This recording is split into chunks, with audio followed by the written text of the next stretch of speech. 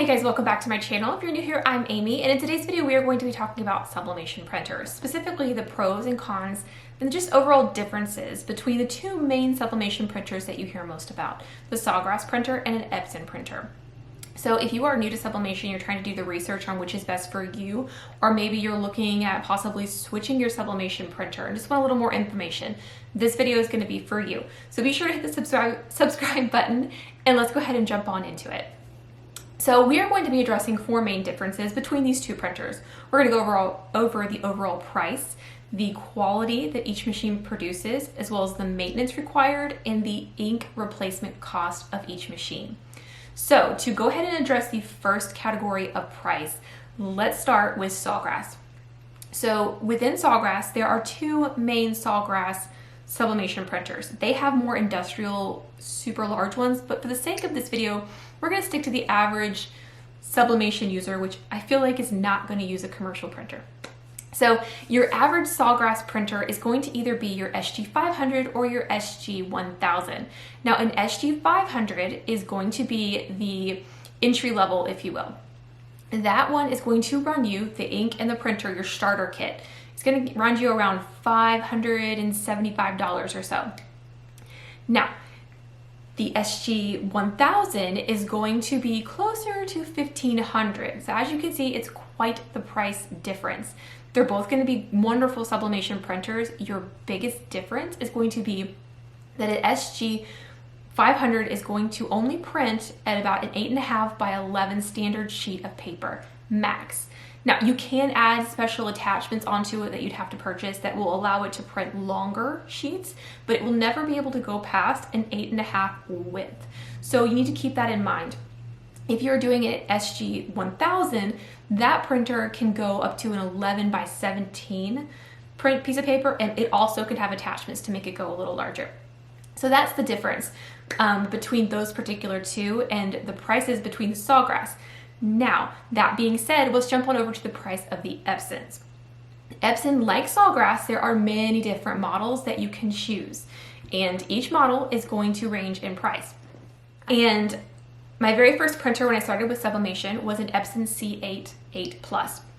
Now, I will link everything that you hear me discussing down below. I personally purchased my Epson C8 8 Plus from Amazon, and I ordered the special sublimation ink. So if you order an Epson printer, typically, unless you're ordering it from like a sublimation company, it's not going to come with sublimation ink. So you need to take that into consideration and add that as an extra price comparison on. Now, I went ahead and I pulled up the exact printer that I purchased back in 2018 as my first sublimation printer.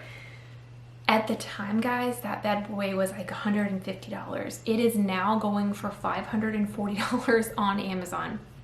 So as you can see, it is definitely increased in price over the years, but that kind of gets you an idea. But you can also get typically cheaper model Epson printers if you do some research and you definitely watch sales and stuff like that. But like I mentioned earlier, be aware that you also need to add on special sublimation ink into your overall price. But Sawgrass doesn't usually do sales that I've seen. Epson, like I said, you can watch certain stores, things like that, and maybe get some better deals on it.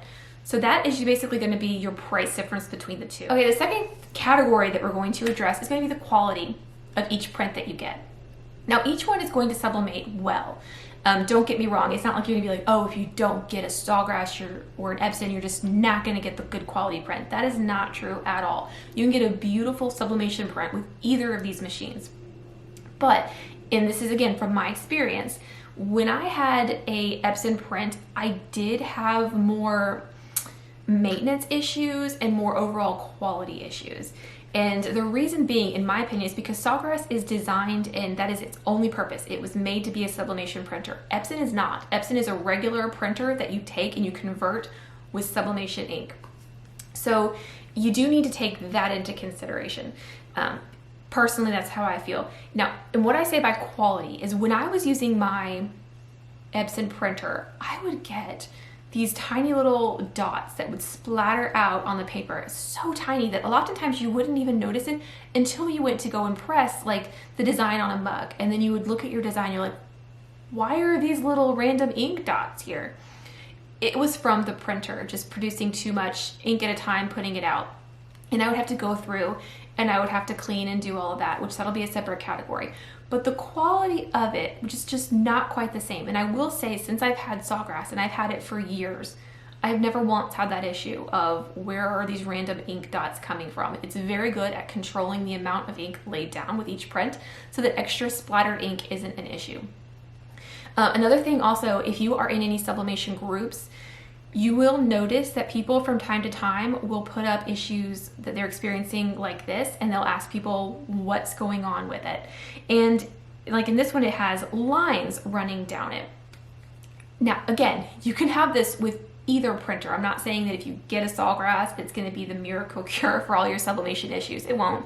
But I personally run into less issues like that. 9 times out of 10, when I see people post issues like this in a sublimation group of why am I having this banding or these splatter effects, it's somebody using an Epson printer.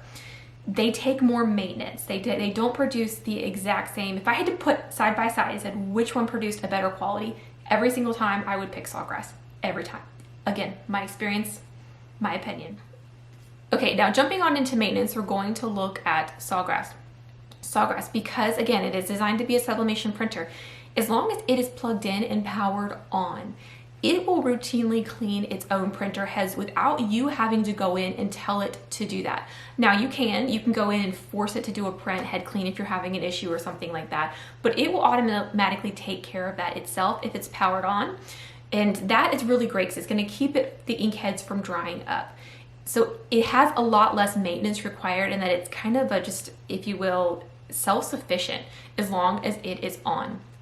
Now, on the flip side, Epson, you are going to have to take care of that manually. So you're going to have to go in and you're going to have to tell it to clean the print heads, and you're going to have to print a design every so often, or your ink heads, your print heads are going to dry out because it will not automatically go in and clean itself. If you have a Sawgrass and you just leave it on, you'll hear it from time to time just making noises in the background. It's not crazy or anything, but that's it itself cleaning the print heads to keep it going so that nothing gets dried out and causes you those headaches of, okay, what are these lines or what are these random dots or anything like that.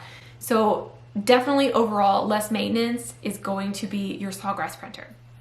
All right, guys, the next thing we're going to talk about is the ink price for the replacement cartridges. So if you have been looking at sublimation, talking around the sublimation groups online at all, you know that the ink replacement is a huge difference between Sawgrass and Epson. Probably one of the main differences once you get past the quality of each print is that when you look at replacing a Sawgrass ink, it is going to run you anywhere between $75 and $110. Black is the most expensive color to replace at $110. Your colors are going to run you about $75 an ink cartridge. When you go to Epson and you are replacing those particular inks, there's going to be some variable because you can choose with Epson which sublimation ink you put into your machine. Because like I said, it's a conversion printer. It's not designed for it. So you can choose the ink for that printer. That will typically run you around $30 to $40 for all the colors that you need on that printer. Sawgrass, you have to use their inks or you void your warranty. So again, that is something to keep in mind. As you can see, that is a massive price difference. But before you totally shut me off here and you're like, nope, never getting a Sawgrass, the ink's too expensive, do know that you don't have to replace that ink often.